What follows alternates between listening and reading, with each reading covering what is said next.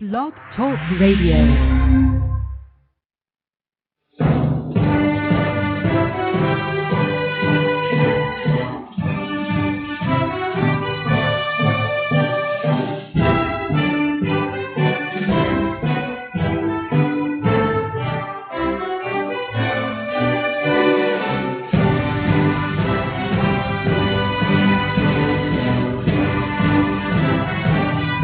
Boa noite, meus amigos. Aqui de volta. Como sempre, invocando a Santíssima Virgem Maria e o Santo Padre Pio de Pietrelcina, para que roguem a Deus que nenhuma injustiça se cometa aqui. Eu queria começar aqui também anunciando para vocês a minha próxima aula do Seminário de Filosofia na Realizações, agora quarta-feira, dia 7 de maio, às 20 horas, Rua França Pinto 498, em São Paulo. Inscrições pelo telefone 011-5572-5363. Aliás, a propósito desta aula, eu queria responder aqui a uma mensagem que eu recebi do Antônio Vargas. Antônio Vargas é estudante de filosofia da Universidade de Brasília. Me mandou uma carta muitíssimo interessante com observações sobre Kant, tá certo? E algumas dúvidas e contestações de coisas que eu tinha escrito sobre Kant, que estão até, algumas delas estão no meu site, www.olavdecarvalho.org. A carta do Antônio Vargas é tão boa que eu decidi que ela vai ser o assunto da minha próxima aula no Seminário de Filosofia, quarta-feira. A carta longa não dá para responder aqui, aquilo lá requer pelo menos uma hora de discussões. Se eu fosse escrever, você falando mal, a pessoa às vezes não faz as contas, né? Eu já trabalhei em rádio, eu com 8 anos era locutor de um programa de rádio. Infantil, evidentemente, né? Não tão infantil quanto este, mas infantil. Então, eu tenho prática disso. Você falando uma hora, dá pelo menos 30 laudas escritas. Então, não dá para escrever uma coisa dessa, né? E, por outro lado, para falar aqui no programa, eu ia comer o programa inteiro. Então, fica aí o aviso, né? E não sei se o Antônio Vargas está ouvindo. Se ele não está, Antônio Vargas da UNB, se alguém o conhece, avise. E vai ser a próxima aula pela Realizações, depois ele pode pegar pela internet. Né? Então, o programa da semana passada foi uma verdadeira desgraça, né? Terminou muito mal, né? O pessoal fica gozando da minha cara, sabe por quê? Porque vocês aí no Brasil, vocês não sabem o que é gripe. Gripe aí é 2, 3 dias, tá certo? Gripe aí é frescura, tá certo? Agora, aqui não, gripe dura um mês e mata. É um negócio de louco, pô, né? Então, vamos lá, né? Está tendo aí uma discussão muito interessante na comunidade Olavo de Carvalho, no Orkut, né? Discussão que estava indo bem, mas terminou mal também. Até um neguinho foi expulso lá, que falou besteira demais, ofendeu os outros, foi embora. Mas o problema levantado ali era o seguinte: é 2 camaradas que entravam lá e ficavam assim, fazendo pouco do cristianismo. Eles são guénonianos, né? Leram René Guénon, né? Olha, ler René Guénon é uma coisa que ninguém deveria fazer assim, antes dos 40 de idade, né? Quer dizer, primeiro porque o campo de... O Guénon é mais que nem o Mário Ferreira. O campo de referência do Guénon é tão vasto, que você precisa da cultura de uma vida inteira para você absorver aquilo lá, né? A não ser que você seja um gênio. Agora, no Brasil, todo mundo acha que é gênio e pode tudo, né? Então lê essas coisas e sai fazendo confusão. Especialmente esses 2 guénonianos, eles faziam um pouco do cristianismo, né, e sobretudo do evangelismo, dizendo, isso aí é religião de empregadia doméstica, né? Não é como nós, que somos camaradas esotéricos, que temos aí a compreensão profunda como é que se diz, do aspecto interior, secreto das religiões. Vocês não, vocês só enxergam tudo de fora, são as porcarias dos exotéricos, né? E tava lá, né, botando banca pra caramba, né? E naturalmente levaram um pé na bunda, como nada mais do que merecido, né? E os 2, sendo guénonianos, têm lá suas simpatias islâmicas, né? E então ficavam se exibindo lá. Daí a minha filha veio e perguntou para mim o que eu achava da história, né? Daí eu dei um palpite, falei, olha, aqui é o seguinte, essa questão de unidade transcendente das religiões, ou no contexto havia uma nuance de superioridade, né, de uma religião sobre outra, superioridade do Islã sobre o cristianismo, porque o Islã tem um aspecto esotérico, que no cristianismo, segundo René Guénon, teria se perdido. Né? Então, olha, essa questão da superioridade de uma religião sobre outra, né, é uma questão tão tremendamente complexa que qualquer que seja a sua posição, você tem que estudar muito para começar a mexer nisso, né? Eu citei como exemplo de uma abordagem interessante que tinha sido feita pelo Fritjof Schwann num ensaio chamado A Ideia do Melhor na Ordem Confessional, né, onde ele mostra até que, vamos dizer, do próprio ponto de vista esotérico, você falar em superioridade de uma religião sobre outra não faz o menor sentido. Né? Mas, de qualquer maneira, o pessoal estava lá arrotando importância islâmica em cima dos pobres cristãos, especialmente dos coitados evangélicos, né, que estavam levando paulada para tudo quanto é lado. Daí eu entrei e disse, olha, peraí, isso não é assim, né? Nesses assuntos, você precisa, no mínimo, para você ser uma autoridade em matéria de religião comparado, até de uma única religião, você precisa, no mínimo poder ler os textos dela, né, na língua original, tá certo? Então, note bem que eu leio um pouquinho de árabe clássico, um pouquinho, né, e estudei o Corão, estudei muita coisa da história do Islã, do esoterismo islâmico, que escrevi um livro sobre origens islâmicas, que foi premiado pela Universidade de Al-Azhar e pelo governo da Arábia Saudita. Nem por isso me considero um especialista no assunto, me considero apenas, vamos dizer, um leigo relativamente culto, que posso dar meus palpites de vez em quando, mas não posso entrar assim com área de certeza absoluta, não. Tudo isso é enormemente complicado, enormemente complicado. Daí o neguinho entrou lá e disse assim, o problema é que não é preciso ser um grande estudioso das religiões comparadas e do guenonismo para identificar as bobagens que falaram aqui. Ninguém precisa ser doutor em matemática para identificar um erro de tabuada. Veja, por exemplo, a mensagem do cidadão que trata Fritjof Schwann, né, o esotérico suíço, como um guenoniano.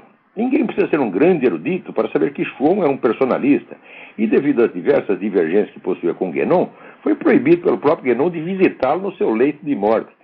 E assim vai. Ora, ele quer botar a banca mostrando que ele está por dentro do assunto. Pois ele está totalmente por fora. O nome do rapaz, não vou dar o nome inteiro, né, para não pegar mal, senão a mãe dele é capaz de bater nele. Tá, né? Então, o nome do rapaz é Rafael, né?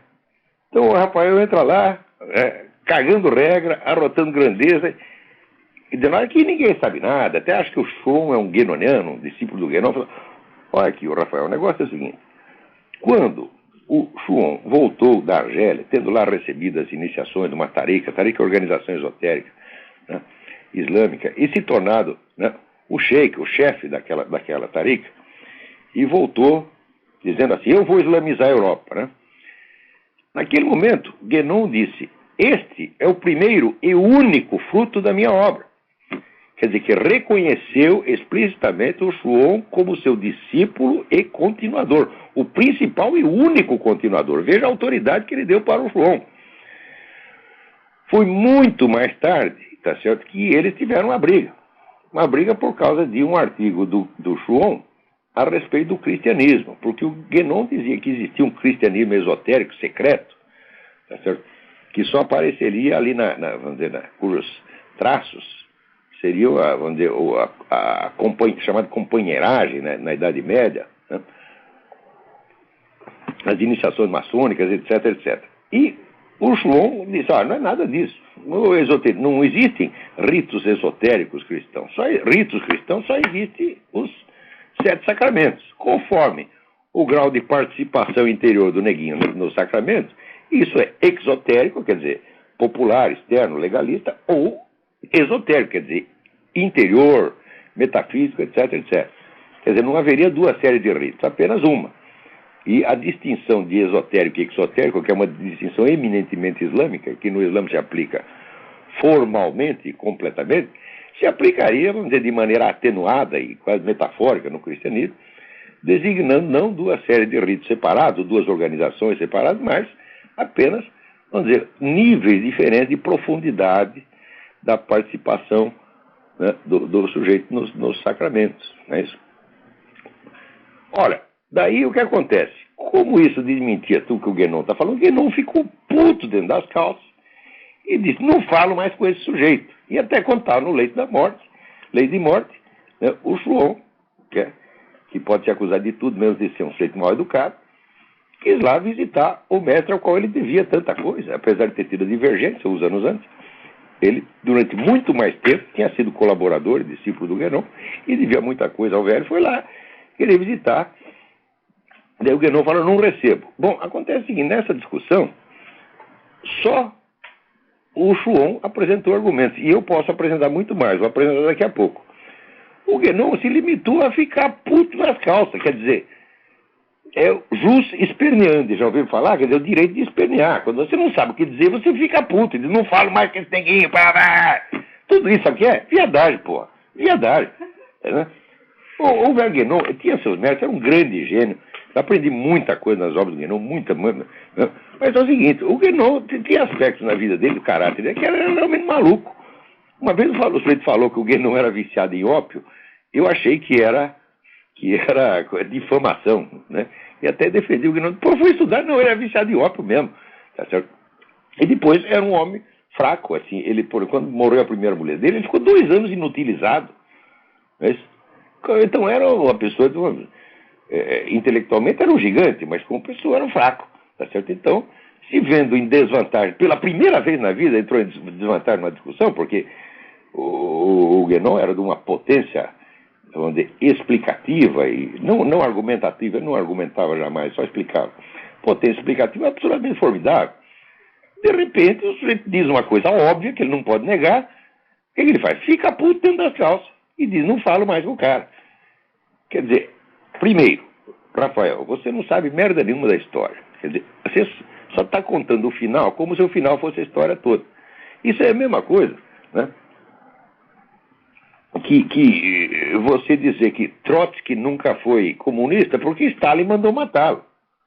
Porque Stalin ficou muito mais bravo com Trotsky do que o Guénon ficou com o Chuon. Isso não quer dizer que não fossem comunistas e colaboradores antes. Do mesmo modo, Chuon e Guénon foram. Chuon foi discípulo e colaborador, o principal discípulo nomeado pelo próprio Guénon publicamente. Quer dizer, como é que você vai dizer que o homem não era guénoniano? Era e depois deixou de ser, pô. E deixou de ser só num ponto. Não é isso? E toda a discussão que tem, fez a campanha maliciosa, não fez campanha maliciosa contra o outro fez contra um, tá certo?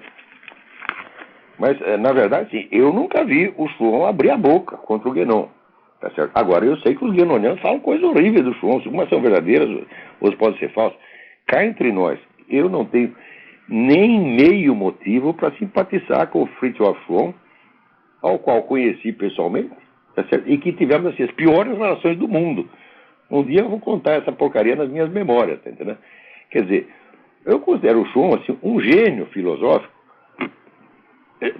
totalmente destituído de discernimento psicológico o mais elementar para as situações reais da vida, tá certo? E fez lá um monte de cagada, não interessa contar. Isso não diminui a grandeza intelectual dele, quer dizer, não é porque o sujeito pisou no meu pé que ele não presta, tá certo? Eu nunca falei mal dele por causa disso. Agora, não tem nem meio motivo para gostar do cara, tá certo? E, no entanto, nessa questão do esoterismo cristão, ele estava montado na razão. Não existem ritos esotéricos cristãos. Isso é uma empulhação guénoniana, porra. Jesus Cristo em pessoa, ele diz claramente o seguinte: não ensinei nada em segredo. Só se ensinou por Guénon, porra. Tá entendendo? Agora, tu não vai me dizer, né, que o cristianismo oculto, né, que Jesus teria ensinado em segredo, ficou escondido durante 1.200 anos, que depois só vai aparecer, né, lá nos templários, na companheiragem, na maçonaria. Isso é coisa de maluco, porra. Quer dizer, não há argumento que sustente a tese guénoniana do esoterismo cristão. O Chuon está montado na razão, tá certo?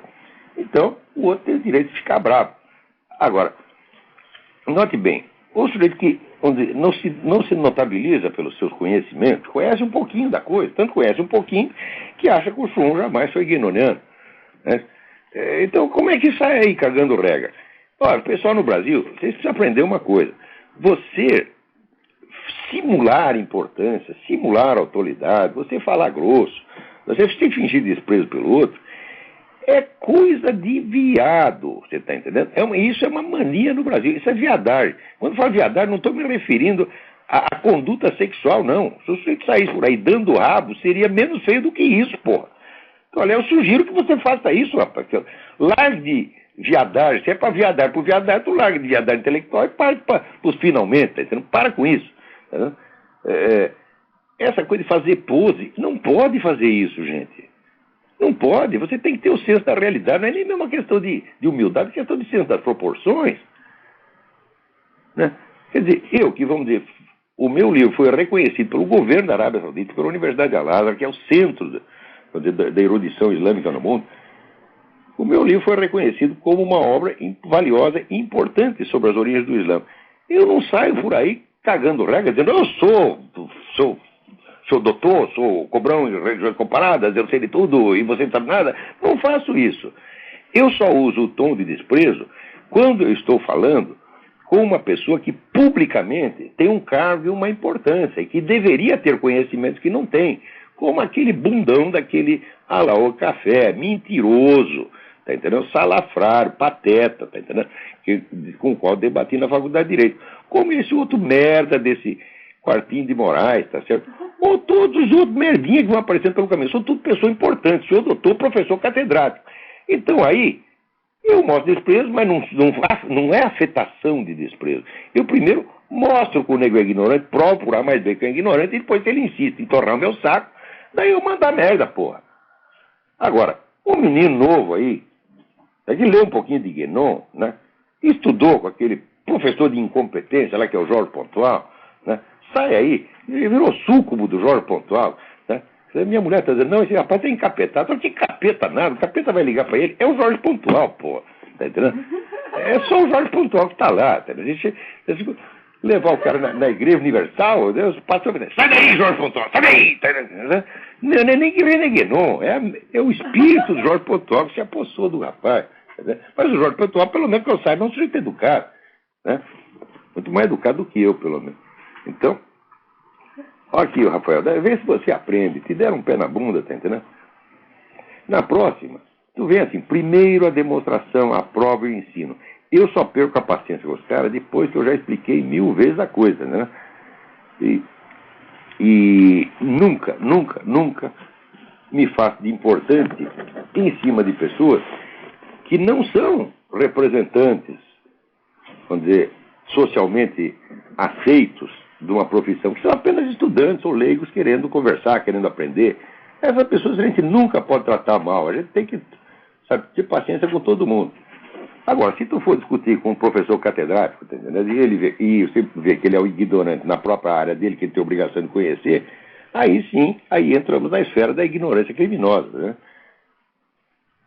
Então, aprenda a falar no tom certo, pelo amor de Deus. Muito bem. Agora, queria aqui avisar vocês para que não percam este artigo da Graça Salgueiro, que está no site notalatina.blogspot.com sobre o referendo na Bolívia. Ninguém está explicando direito o que aconteceu na Bolívia. Aliás, ninguém está explicando coisíssima nenhuma, entendeu? Né? No Brasil, assim, o jornalismo adotou a norma do chacrinha. Eu não vim para explicar, eu vim para confundir. Tá certo? E fazem isso admiravelmente bem e ganham uma nota, né? Olha, jornalista é raça ruim mesmo, entendeu? Eu sei porque eu estou falando como a minha própria turma eu posso falar, né? Uma vez teve uma greve nos jornalistas que eles queriam, acho que 40% de aumento, 50% de aumento, uma coisa assim. Daí eu estava lá com meu amigo Alcides e disse, Alcides, vou mostrar para você como são os nossos coleguinhas, a cabeça deles, como é que você vê, em quem que o povo confia para lhe dar notícia e contar o que está acontecendo. Né? Daí pedi a palavra, né? Eu falei, só para testar, era uma proposta que eu sabia que não ia ser aprovada, só para testar e para mostrar o negócio. Subi lá e disse o seguinte, olha aqui, minha gente, o aumento, tá certo, não precisa de aumento mesmo, mas acontece o seguinte, aqui nesta Assembleia tem neguinho que ganha R$500 por mês e outros que ganham 80 mil, né? Tá aí o Zé Mané, né? Ganha salário mínimo jornalista e tá aí o Mino Carta que ganha 80 mil reais por mês, uma coisa assim. Não é justo o mesmo aumento para os dois. Vamos fazer um negócio proporcional, né? Quem ganha menos tem um aumento maior e quem ganha mais tem um aumento menor. Bicho, quase me mataram, você tá entendendo? Quase me mataram. Aqueles caras que ganham 80, 90 e tal, você via esse ódio saindo dos olhos deles, né? Raios, né? Verdes, roxos, vermelhos, né? Os caras querem me matar, porra, tá entendendo? Digo, olha, é essa gente aí que faz a opinião pública no Brasil. Então, olha, não pode confiar nesses caras, não. Você tem que confiar aqui em quem estuda. A Graça Salgueiro não ganha um puto de um tostão para estudar tudo que ela estuda. E ela se mantém mais informada sobre a América Latina do que qualquer jornalista do Brasil. Ela vai direto nas fontes, ela escreve para as pessoas, pergunta o que ela quer saber, ela vai direto no personagem, escreve para ele, olha, seu fulano, como é aquele negócio, É assim que ela fica sabendo de tudo. Agora, esses caras não, né? O nego da Folha leu o Estadão, né? Que leu no Economist, que leu no New York Times, que leu no não sei o quê, não sei o quê, não sei o quê, né? E no fim, você, né, tem lá uma coisa totalmente diluída e boboca, né? Então, agora aqui, pô, tem uns negócios que acontecem no Brasil, assim, que é mesmo de... Olha aqui. Diz que... Oi, peraí, tem alguém na linha? Pô, tem um monte de notícia aqui pra comentar. Peraí. Fala aí. Alô? Olá, Eu? é Luiz.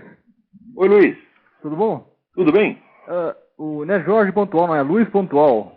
É Luiz Pontual, que Jorge Pontual. Eu tô ficando gagá, rapaz. Você também, né?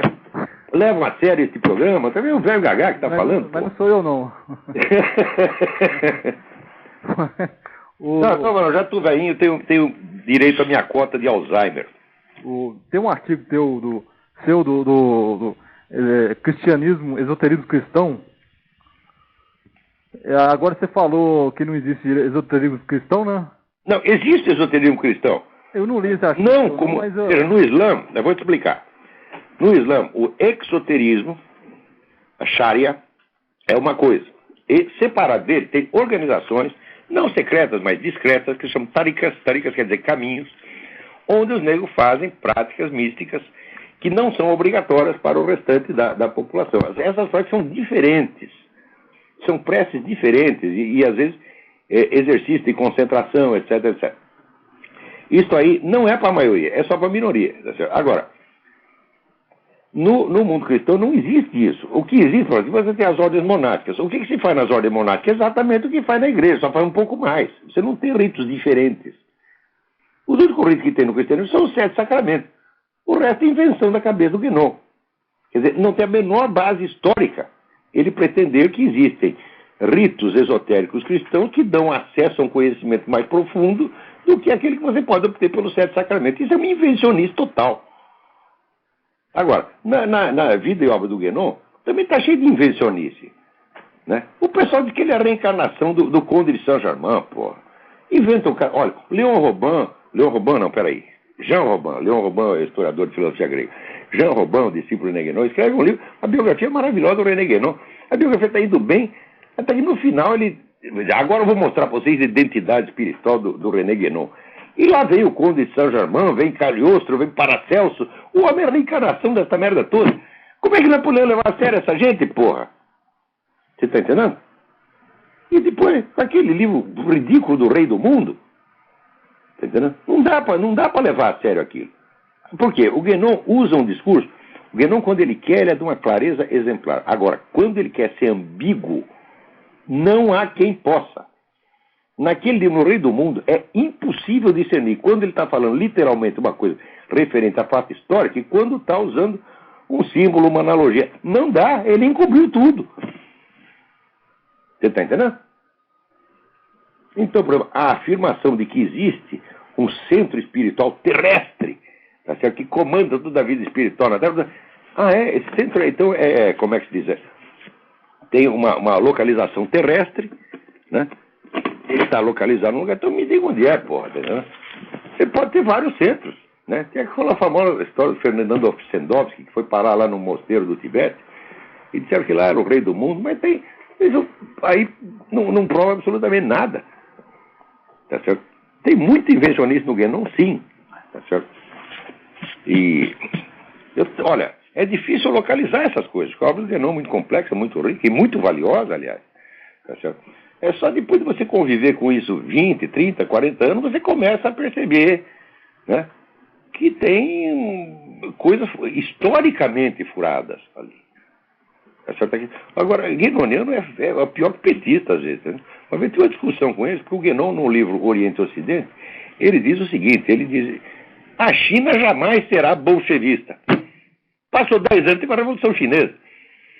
Daí, eu estava discutindo isso aí com um grupo de guénonianos espanhóis, né? Eles ficaram putos, dizendo, não, você não está entendendo, você está tomando em sentido histórico material, é no sentido interior. Eu digo, se fosse no sentido interior, eu não diria que é simbólico, não uma coisa histórica. Essa confusão do histórico com o simbólico acontece muitas vezes no Guénon. Ele não pode ficar de joelho para entrar no Guénon, meu Deus do céu. Olha aqui, por esse negócio do Vedanta todo. Fala, bom, aprendi muita coisa do Vedanta com o Guénon. Mas aprendi muito mais com o Swami Dayananda Sarasvati, quando esteve no Brasil. Foi a única vez que o mestre vedantino, diretor da Academia Védica de Bombaim, consentiu em fazer várias visitas ao Brasil, e eu fiquei lá servindo de guia turístico para ele e aprendi coisa pra caramba.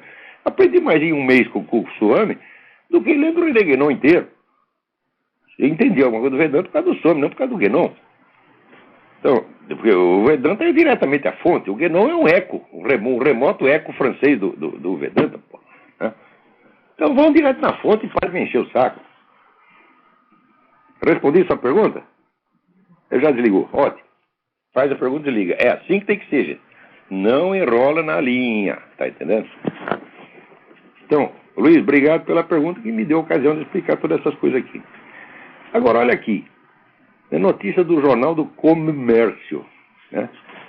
Salvador, Bahia. As declarações do coordenador do curso de medicina da Universidade Federal da Bahia, Antônio Natalino Dantas, segundo as quais o baixo QI dos baianos explicaria a nota baixa atingida pela faculdade no Exame Nacional de Desempenho de Estudantes, ENAD, de 2007, causaram forte reação. A comunidade acadêmica e representantes de entidades do movimento negro do Estado viram racismo nas palavras do professor, taxado também de nazista. Ó, porra, quer dizer que agora baiano é raça? Mas vocês fazem favor de comunicar isso aí a todas as faculdades de antropologia do mundo, que vocês descobriram uma raça baiana. Tá certo? E que, né, dizer que baiano é burro é racismo. Pois olha aqui, eu digo, quer saber? O QI dos baianos hoje em dia é muito baixo mesmo, porque cultura baiana que eu conheço é Castro Alves, era o Herberto Salles, tá certo? Era o Rui Barbosa, era o Romano Galef. Hoje, cultura baiana é o Gilberto Gil, porra. Antigamente era assim, baiano burro nascia morto. A partir da hora que o Gilberto Gil chegou no Ministério da Cultura, lá em Salvador morreu o último baiano inteligente, só nasceu baiano burro depois. Você está entendendo? E agora não tem mais remédio, pô. Como é que vai fazer? Você está entendendo? Quer dizer, Bahia já era, meu filho, era antigamente. Aquilo lá era, né, um cadinho ali, saía muita coisa rica, interessante. Agora só sai merda, porra. Quer dizer, você começa a dar muita importância para essas coisas, valores, entre aspas, culturais, puramente folclóricos, você rebaixa o país. O Gilberto Gil quer que o samba do Recôncavo se torne o patrimônio cultural universal. Ora, o mundo não pode ver se o samba do Recôncavo, né? O que é a teoria da relatividade? O que é a lógica de Aristóteles perto do samba do Recôncavo? Não é isso? O que é a física quântica? O que é a obra de Bach perto do samba do Recôncavo? Não podemos viver sem isso? Olha, cá entre nós, eu nem sei o que é samba do Recôncavo, tá dizendo? Eu não sei, e ninguém sabe, né? E há o grupo Olodum. Esses são valores culturais baianos. Ah, vão vocês a merda, o seu QI tá muito baixo mesmo. Você tá entendendo? E chamar de racismo é a prova de que o QI é baixo, pô. Né? Agora, os baianos ficaram burros agora.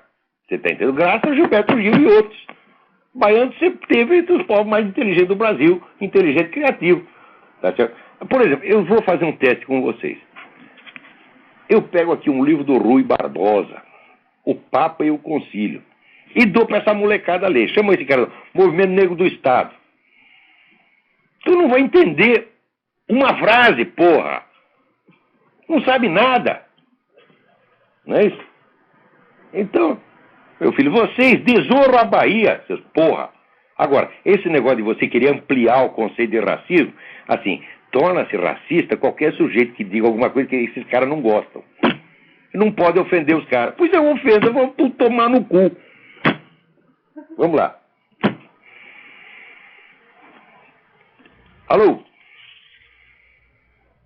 Acho que caiu a ligação. Quer dizer, bons tempos aquele que baiano burro nascia morto, né? Agora, quando nasce sujeito inteligente, sabe o que eles fazem? Eles estrangulam, eles matam. Tá entendendo?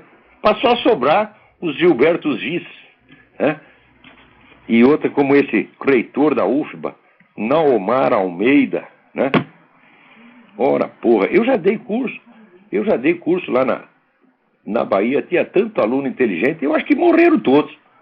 Porque agora só aparece essas merdas desses demagogos, mentirosos, fingido. Tá se fingindo de ofendido, né? Ah, ofendeu a minha raça. Eu digo, porra, que raça você é, rapaz? Né? Quer dizer, baiano agora é raça? Pô. Procuradoria Regional dos Direitos do Cidadão.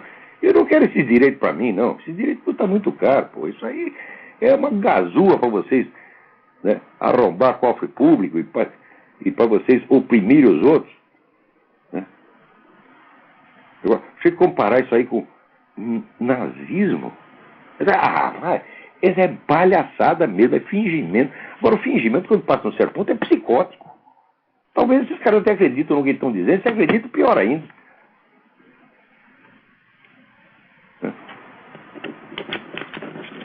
Então, vamos lá. Agora, aqui, estou falando do negócio, está aí Gilberto Gil, que é a ayahuasca, o famoso chá lá do Santo Daime, né? Seja registrado como patrimônio cultural da nação brasileira. Então já aproveita e já registra a maconha, a cocaína, o crack, não é isso? Porque tu gosta mesmo dessas coisas, essa é a cultura dos anos 60, né? Cara, tudo dos anos 60, tudo ficou idiota com essas coisas, com Santo Daime, com maconha, com não sei o quê. Agora estão com 50, 60 anos, estão tudo ministros, reitor da universidade, e estão aí passando a sua merda mental para a nação inteira. Isso é uma vergonha. Gilberto Gil, sai desse ministério, tu não tem a menor ideia do que é cultura, sai daí, porra. Larga, você só tá dando vexame. Esse negócio da ayahuasca até saiu na Folha, né? Uma reportagem muito bem feito, do Antônio Galdério, que foi lá, experimentou o chá, então ele descreve como é que é, né? Se aquilo lá dá alguma iluminação, porra, então, né? Maconha deve dar o nirvana, a suprema realização espiritual, pô. Uma vez até Peraí, tem alguém na linha? Alô, quem é? Alô? Alô? Sim, quem é? Olavo? Quem é? Oi, Alex. Você poderia comentar sobre o referendo lá na Bolívia, o resultado lá em Santa Cruz? Eu não vou comentar, porque tudo que tinha para dizer, a Graça Salgueiro já disse. Tá legal. Dá uma olhada na Nota Latina, está um artigo excelente. Obrigado, Olavo. Tchau, tchau. É http sem www, notalatina.blogspot.com. Isso mesmo, notalatina.blogspot.com. Não perca, está tudo explicadinho lá. Peraí, tem outra pessoa aí na linha. Vamos lá, quem é? Alô? Alô? Alô? Alô, é Thiago. Tiago, tudo bem? Tudo? Olá, eu gostaria de saber qual a sua opinião sobre a proliferação de pontos de internet estatais no Brasil. Várias prefeituras estão instalando nas cidades pontos de internet livre, só que financiados pelo Estado. Você acha que isso aí seria um meio para... No começo isso é bom, porque facilita o acesso de um monte de pessoa. Mas assim, começa bom e termina mal, você está entendendo? Porque, sabe aquela história só a cabecinha? É assim, meu filho, é assim que começa, tá entendendo? Só a cabecinha, né? Então, primeiro, nós vamos te dar uns pontos de internet aí, termina assim, monopólio estatal do negócio e controle estatal da internet que nem tem na China. É isso que esses caras querem chegar, não me engano não. Né? Então, se o pessoal sempre quer fazer uma coisa boa, oferece uma coisa boa para você, fuja, porque atrás vem merda. Né? É que nem o famoso nacionalismo, o patriotismo petista, né, que ficou 20 anos enganando todo mundo, só para poder depois recortar um estado da federação e entregar para a ONU, dizendo que a República Indígena tem 3 índios lá dentro, pô. Quero ver quem lá em Roraima não é índio. Né? Eu já andei para aquelas bandas, só tinha índio, o governador do estado é índio, o vice-governador é índio, todo mundo é índio na rua. Né? Agora, tem um índio que está vestido de calça e outro que está vestido de tanga. Então esse aí, né, é o índio oficial. Agora aqui eu recebo uma carta do Alexandre Kalina, dizendo: meu nome é Alexandre e moro no Rio de Janeiro.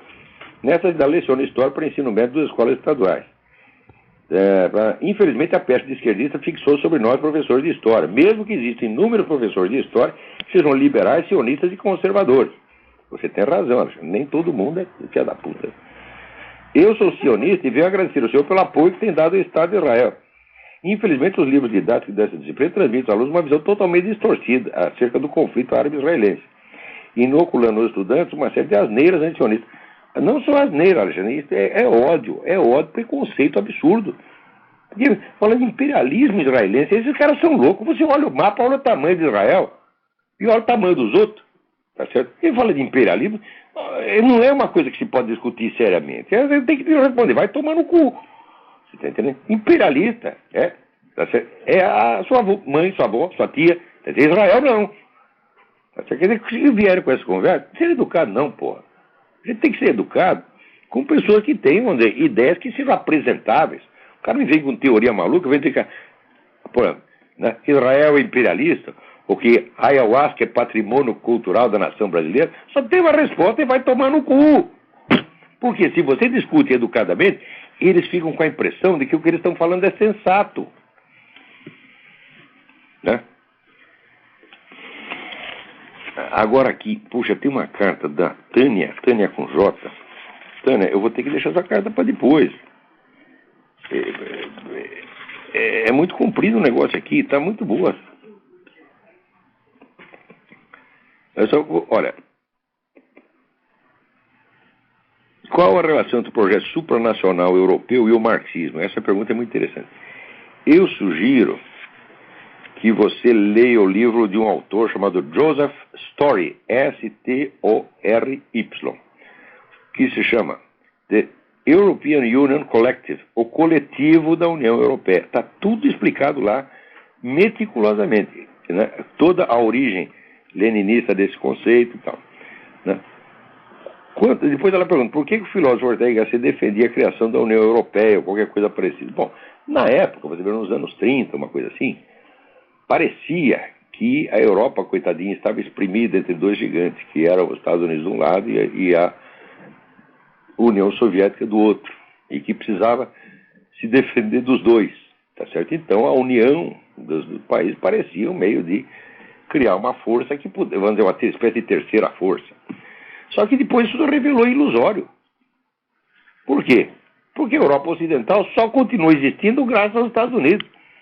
Quer dizer, os Estados Unidos não era inimigo nem concorrente, é o maior protetor das nações da Europa. Se não fosse os Estados Unidos, já tinha acabado Itália, Alemanha, França, Holanda, tudo. Tá certo? Isso se revelou, né, só depois da guerra, sobretudo no período da Guerra Fria.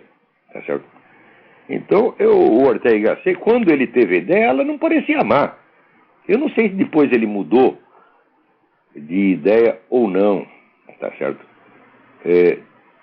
Talvez ele seja, no fundo, seja menos globalista do que parecia, porque ele escreveu um livro contra o Arnold Toynbee. Eu estou comentando o Arnold Toynbee num artigo de hoje, do Diário do Comércio. O Arnold Toynbee, sim, era, né, globalista, adepto ferrenho do governo mundial, que ele já, não, nós temos que implantar isso, mesmo que tenha que ser por meios antidemocráticos. Né? Já está sendo por meios antidemocráticos. Então, como é que as opiniões finais do Ortega y Gasset sobre isso, eu sinceramente eu não lembro, embora eu tenha lido. Eu li toda a obra do Ortega y Gasset, tudo, o que estava publicado. Daí entrei num concurso sobre Ortega y Gasset e ganhei o concurso. E como prêmio me deram a nova edição das obras completas do Ortega y Gasset, que tinha, além dos volumes até então publicados, tinha 2 volumes de artigos políticos, os quais eu jamais li. Então, eu não sei como é que ele terminou Né? Os 2 volumes finais eu nunca li.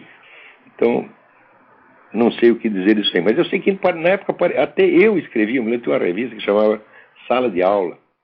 Né?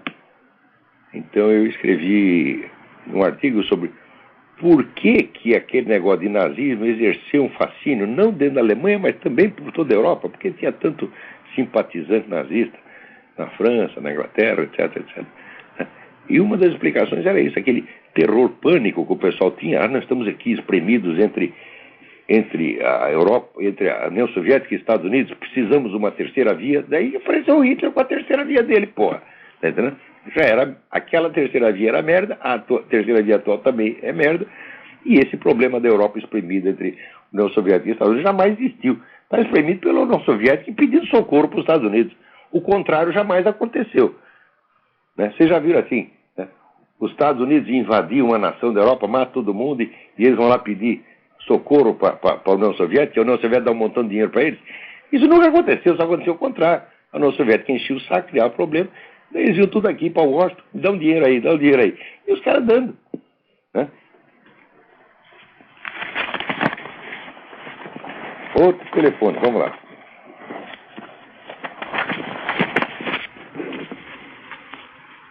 Alô? Alô? Quem é? Oi? Oi, Melhor da gripe? Estou bem melhor.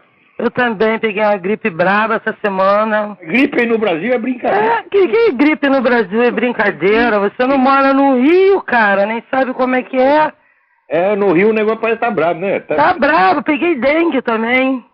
Ah, é gripe, dengue, é. Liguei pra você, falando pra você. Não deu nem pra falar porque tava no final do programa, no penúltimo programa, eu sou a Cláudia. Sugeri ao Lula que ele importe uns vírus daqui, porque o... É mesmo? Então, Olá, você tá xingando muito, cara. Ah, não tem não, então é muito pouco. É muito pouco. O que, Olavo? Tem um estoque de palavrão suficiente porque esses caras merecem. Mas você não precisa bater na mesa, Olavo. Não precisa o quê? Bater na mesa, socar e xingar. Você não tem fica feio isso. É, você tem toda a razão, não bate mais na mesa. Não bate mais na mesa, não tem nada com isso. Você tem razão. Também você não acha? Você tá estragando o móvel. Por quê? Por causa dos outros? Mas você não vem cá, você tá se cuidando? É? Eu fumo pra caramba também. Você tem toda a razão, não bate mais na mesa. Você tá fumando muito? Manda os caras aqui, eu bato neles pessoalmente, não na mesa. Você bate mesmo? Ministro, esses caras... Ah, eu queria tanto ter... Você acha que o Gilberto Gil fuma crack? O sonho da minha vida é um dia estar em alguma recepção oficial muito elegante, em que apareça lá o seu Lula, o seu Gilberto Gil, os ministros todos. Né? Você me chama pra ir junto com você? Ai, você tá entendendo? Tchau, Olavo, beijão, fica com Deus. Tudo bom. Ó, Lígia mandou um abraço pra você. Obrigado. Tá? Tchau. Tchau. Então olha aqui que coisa que saiu aqui na BBC, no site da bbc.co.uk.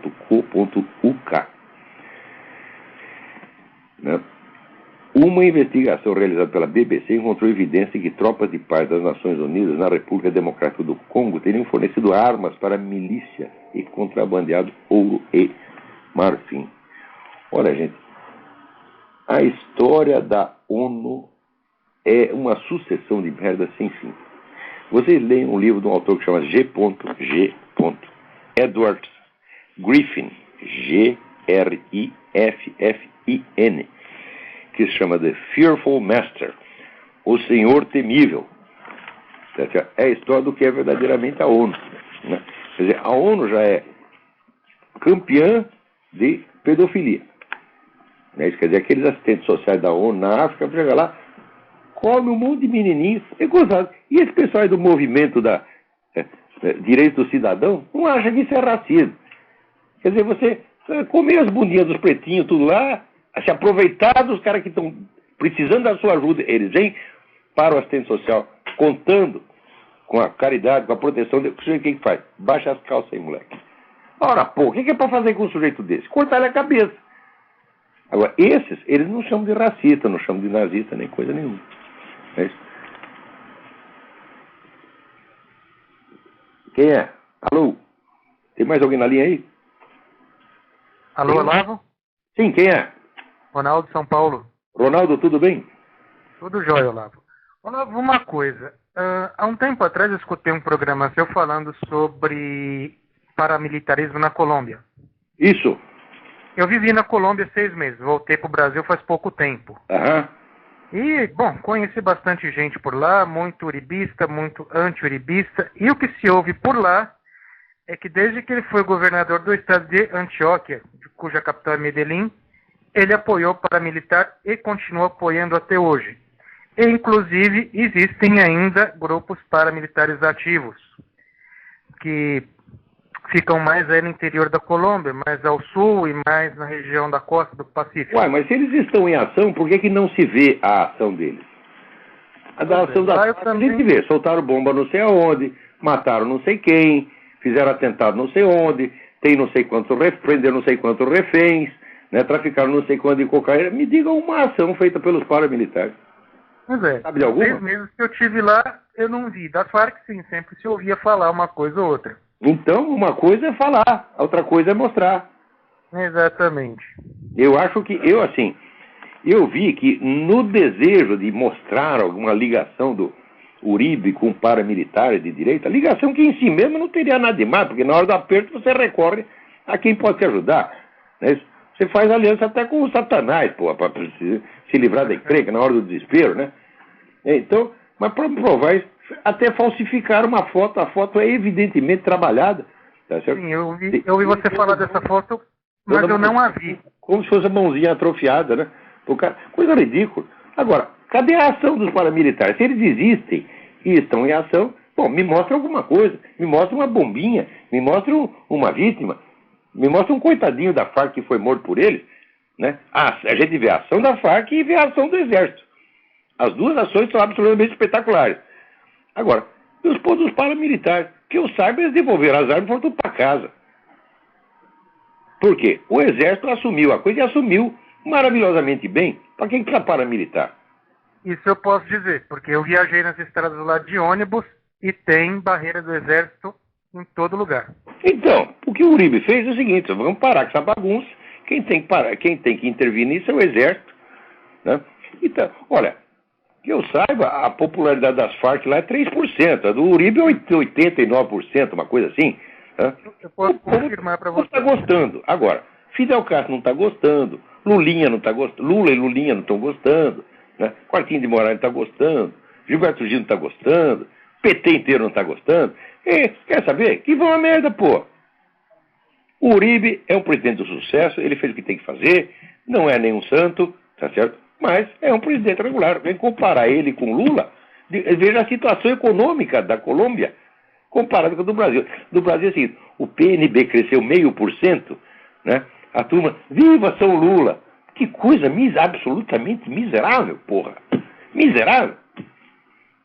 Eu vou comentar um negócio para você. No meio da década de 80, né, a Fundação Getúlio Vargas descobriu que entre 50% e 60% da economia brasileira era economia informal. Quer dizer, era fábrica clandestina, era negócio sem nota fiscal, era firma sem registro. O que quer dizer isso? Quer dizer que o povo, sem a ajuda do governo e sem perguntar nada para o governo, estava resolvendo seu próprio problema. Estava indo muito bem. Quer dizer, você imagina o que é 50% do PNB. É uma monstruosidade. O povo capaz de se organizar sozinho para fazer isso é um povo que tem um gênio econômico. Tá certo? O brasileiro sabe se virar. Tá certo? Agora, o governo o que fez? Àquela altura ele devia reconhecer a sua própria inutilidade. Olha, se o povo é capaz de criar metade da riqueza da nação fora, né, da vida oficial, é porque a vida oficial é desnecessária. O governo, em vez de reconhecer sua própria inutilidade, meteu o rabo entre as pernas, o que fez? Vamos oficializar tudo. Né? Então já criou um monte de regulamento para microempresas, etc. Eu sei que você, hoje, para abrir uma microempresa, você leva 3 anos, tá entendendo? E paga um montão de imposto. E o governo oferecendo ajuda. Quando oferece ajuda, mas está te estrangulando, porra. O microempresário está ferrado. Quer dizer, o governo que faz isso, o que é para fazer com ele? Um pelotão de fuzilamento? Não sei. Mas pelo menos um pé na bunda tem que ser. Tem que ter um pelotão de pé na bunda, né? Você põe lá, meus condenados, tudo, manda baixar as calças, e vem o soldado com aqueles coturnos bem pesados. dá um pontapé na bunda de cada um e manda para casa. Agora, comparar o governo que faz isso com o do Uribe, que em situação de guerra levantou a economia do país, ora, você quer falar mal do Uribe, lava a boca. Alô, tem mais alguém aí? Oi, ainda... É você que está na linha ainda, é o mesmo? É o Ronaldo? Alô? Epa, agora tem duas pessoas na linha. Ah, não, o Ronaldo desligou. Quem é agora? Agora é a Lígia. Lívia. Lígia. Lígia. Lígia. Tudo bem? Tudo bem, e você? Oi, Olavo, olha, é o seguinte, ó, antes de mais nada, eu estou bancando a Tiete aqui, agradecendo você pelos momentos de, sei lá, a gente se descontrai ouvindo seus programas e tudo mais, é muito gostoso ouvir você. Tá vendo? Palavrão faz bem, todo mundo quer xingar, eu xingo por eles. É muito divertido. Não, sem brincadeira, você é muito divertido. Agora, fora Obrigado. isso, eu também estou mandando um abraço aqui da turma toda do Olavo de Carvalho nos odeia, que apesar do pessoal parecer que te detesta, todo mundo te ama. Eu também amo eles, isso aí é uma parte. Sim. Viu? Pode falar mal, eu não ligo, não. Uma coisa que eu queria perguntar para você, que até hoje eu não sei o que é, paralaxe cognitiva. Paralaxe cognitiva é o seguinte, bom, temos aqui 5 minutos, putz, a vida tá ruim. Bom, a paralaxe cognitiva é um fenômeno histórico que eu acredito ter identificado numa certa fase da história do pensamento no Ocidente e que se caracteriza, vamos dizer, pelo deslocamento entre o eixo da experiência pessoal real do cidadão e o eixo da sua construção teórica. Quer dizer, o nego que raciocina não a partir de premissas que ele possa reconhecer na realidade, mas de coisas puramente inventadas. Ah, tá. Quer dizer, isso começou no período em que surge o chamado idealismo filosófico. Né? Você sabe, aliás, até agora mesmo estava lendo aí no livro maravilhoso do Louis Lavelle, dizendo que a experiência básica humana é a da presença do eu no mundo. Nós logo sabemos, com um ano de idade, você já sabe que existe você e que existe o mundo. Certo. Agora, o idealismo foi a filosofia que quis descrever o eu independente do mundo, fazer a abstração da existência do mundo e descrever tudo como se passasse na mente humana. Nesse mesmo período aparece a paralaxe cognitiva, em parte como efeito do idealismo filosófico. Como uma experiência subjetiva, daí no caso? É uma experiência artificial, na verdade. Certo. É muito artificial. Né? Onde, por exemplo, um sintoma disso é quando o sujeito, o filósofo, o cientista político, o pensador, ele enuncia pretensas verdades gerais sobre a espécie humana que, na prática, não se aplicam a ele mesmo. Quando Thomas Hobbes, por exemplo, diz que as únicas motivações do ser humano, né, são o desejo de poder e o terror, eu digo, meu filho, então me explique por que você foi estudar tanta ciência, tanta matemática, por desejo de poder e terror. Você devia estar roubando os outros. Né? Eu não acredito que você possa explicar o desejo de conhecimento, o amor ao conhecimento, nem pelo terror, nem pelo desejo de poder. E, Olavo, você acha que isso daí se aplicaria, por exemplo, à igreja, no caso, assim, quando fala a respeito do inferno, sobre o demônio, o medo de Deus, o medo por Deus, né, aquela coisa, aquele terror todo que foi deflagrado durante muito tempo, né? Isso daí também poderia ser aplicado para a igreja? Olha, eu acho o seguinte, eu acho que, veja, quando a pessoa ouve essas coisas e se impressiona demais, se impressiona de maneira errada, isso exerce um efeito paralisante e emburrecedor, que é uma coisa terrível. Sim. Você está entendendo? Certo, porque eu ouvi você falando... eu acho que de uns séculos para cá, o sentido simbólico da coisa toda foi se perdendo, você está entendendo? Sim. Entrou mais num moralismo repressivo. Se você estudar a vida na Idade Média, você vê que os caras eram muito mais tolerantes, eles estavam interessados na salvação das almas e não em policiar a conduta externa. Ninguém no mundo jamais será salvo pela sua conduta externa. Sim, concordo.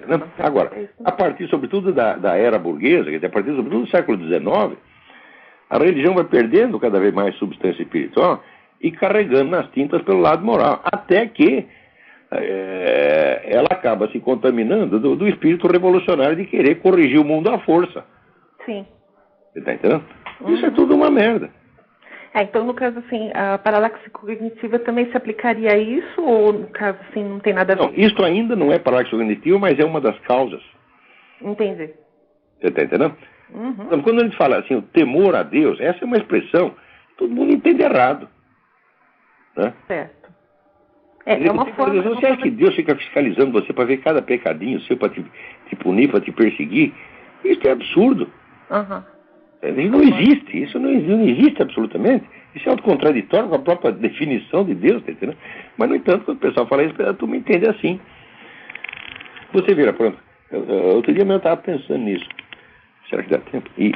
Bom, vamos supor, se esse pessoal, por exemplo, de movimento gay, se todo esse objetivo do movimento gay se resumisse aos pretextos que eles oferecem, quer dizer, de você criar uma área protegida para essas pessoas poderem viver na sociedade sem ser ofendidas, sem ser perseguidas, todo mundo teria que apoiar, todo mundo, até os religiosos. Por quê?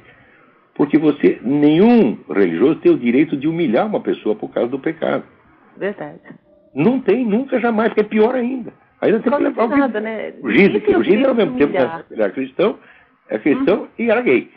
E ele dizia, a humildade leva ao céu, mas a humilhação leva ao inferno. Sim, concordo. Então, os caras têm a obrigação de mais tratar os gays assim, com cuidado, com carinho, com discrição, seriam os cristãos. Concordo. Você vai ficar dizendo, não, o gay vai pro inferno. Como é que você sabe que vai pro inferno, porra? É justamente isso que acaba pegando muito com o pessoal. Eles não sabem e tem que orar para que todos eles vão pro céu. Tá certo, Olavo. Olha, um beijão pra você. Beijão pra você, tudo de bom. Tá tudo de bom, tá? Uma outra hora eu ligo de novo. Obrigado. Tchau. Gente, eu tô cheio de material aqui, ainda deve ter mais gente para falar, mas nosso tempo acabou. Muito obrigado e até a semana que vem, se Deus quiser.